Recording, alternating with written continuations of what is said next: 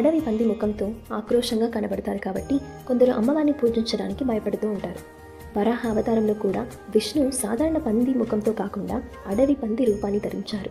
ఎందుకంటే భూమిని చీల్చి అసురుల నుండి భూమాదేవిని రక్షించడానికి. వరాహి అమ్మవారు కూడా అలాగే సాధారణ పంది ముఖంలా కాకుండా అడవి పంది ముఖంతో అందమైన స్త్రీ శరీరంతో ఉంటారు. ఈ అడవి పందులు దొరికిన దాన్ని తినవు.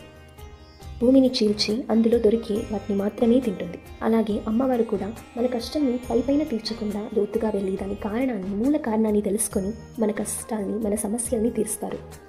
వరాహి అమ్మవారికి 8 చేతులు ఉంటుంది. అందులో శంఖం, చక్రం, దండ, కీటకం, పాశం, ఖడ్గం ఇలా ఆయుధాలతో ఉంటారు. అలాగే అభయ వరద ముద్రతో అమ్మవారు కనిపిస్తారు.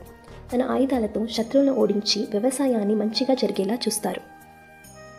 శివుడు, విష్ణువు, పార్వతి అని 3 శక్తులతో ఉండడంతో వరాహి అమ్మవారిని ఉగ్ర దేవత అని అందరూ అమ్మవారిని చూసి భయపడుతూ ఉంటారు.